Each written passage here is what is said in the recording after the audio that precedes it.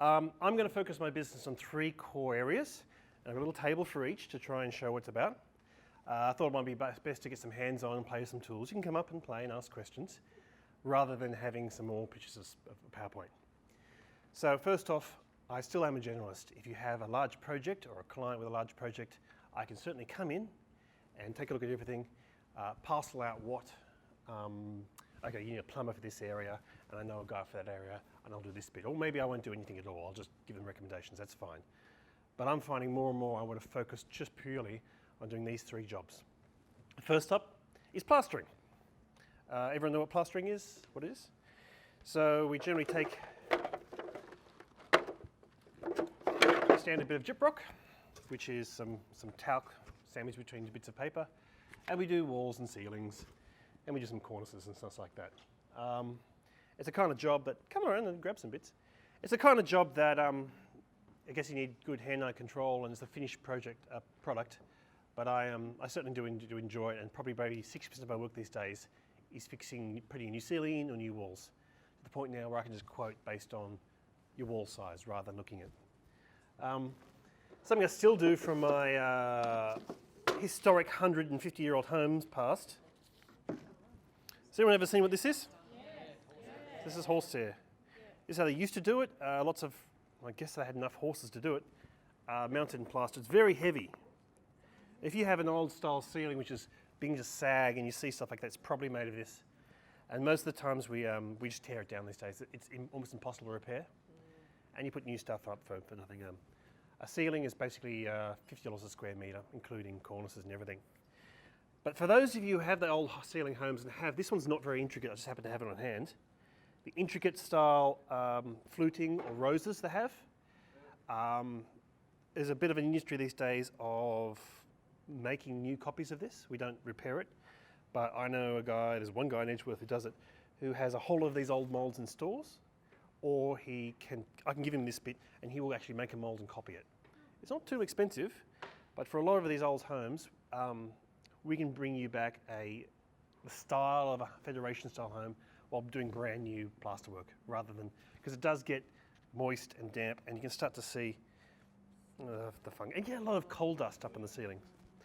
So anyone who's got walls or ceilings that might look a bit, or cornices, especially if it's the old fluted type, give us a call and I can put a new ceiling or a new wall in very quickly and get ready for painting as well.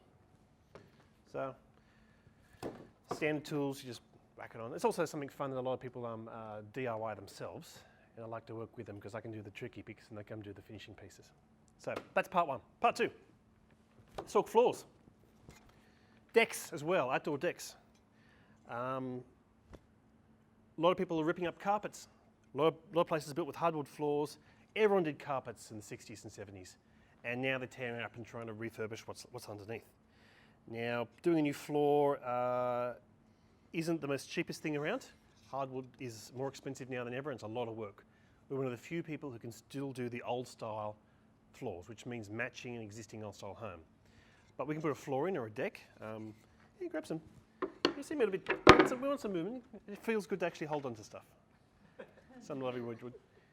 They still, I think, are one of the best ways to add value to your home, because people really think about, when you look at, you look around now, you'll see that the floor will take up maybe 40% of your field of vision.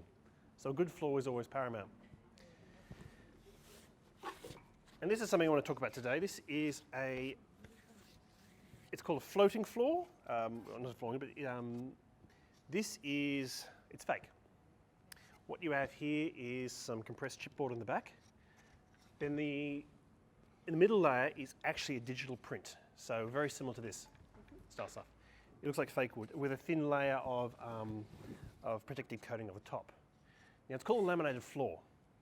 A lot of people, when they hear that, think linoleum or something cheap and nasty. And they would have been right about 10 years ago, not quite the same product.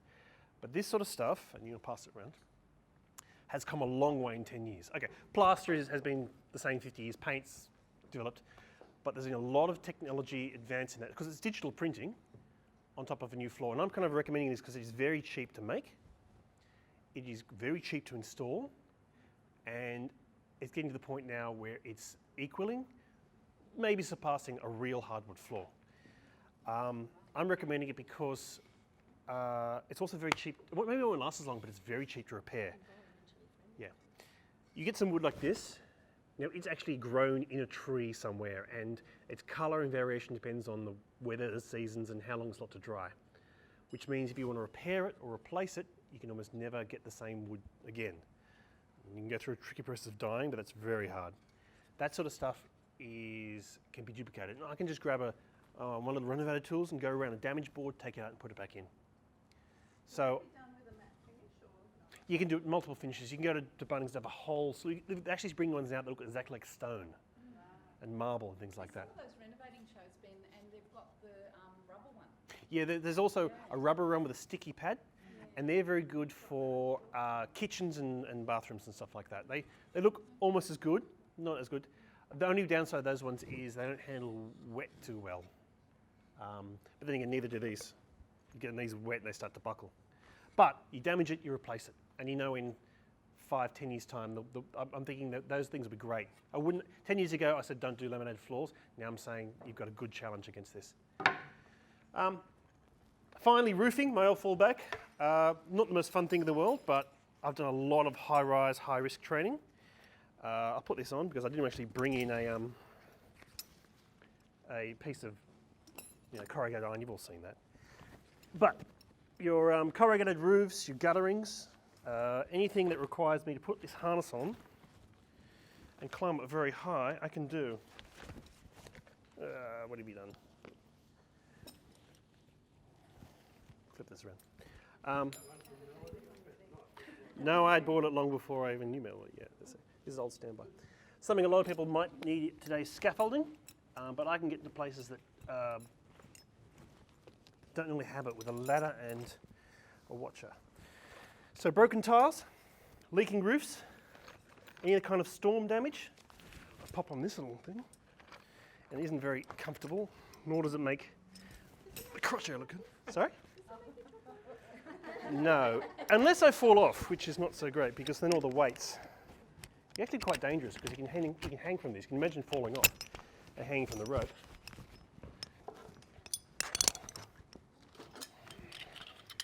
Or climb like Spider-Man, up I go. So even if I fall, I need to get down because if I'm left dangling like that, it can cut off the blood supply. You can die with a risky blade. But your standard, all sorts of guttering for your roofs, gutter replacements, they always rust out and go bad. Putting in leaf liners, corrugated iron, your standard tiling, replace all that. And I can do it quicker and cheaper than a lot of people who will go, okay, I need a scaffold because I've got the very high risk tickets. So that's what I'm focusing on. Basically, it's easy to remember. Roof, your floors, and your walls. The 4 things you need to make a house, walls is 2, is what I'm trying to put onto. And it might sound a lot, but there's a lot of out there that I'm trying to step away. I'm trying to step away from painting. I'm a fair painter, but a professional painter can do a house. They get all the gear out twice as fast as I can. So, especially if the house is a heritage house and wants something a little bit different, or it's tricky and requires to mix in with other subcontractors. One of the things I do is have quite a big Rolodex full of subcontractors, so I can come in, manage your sparkies, your plumbers, your tilers and things like that as well. Can't always guarantee they do the best job, but I make sure that if they don't do the best job, I'll get someone else in to replace it. And that's what I'm trying to. I have to change all my business cards. That's my new products. Thank you.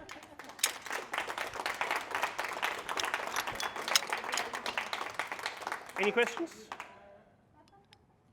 Oh, good. Hi, I'm glad you're staying safe, and that's a good reason for someone to be referred to you if they've got to get to something high. Yeah. Taking a risk of falling off that ladder, you can do that job a lot safer and a lot quicker. Bit of high risk. Yeah, and you need to. Yeah. Well, if we're in mobile equipment and things like that, yes. Well done, Ben. Yeah, thanks everyone.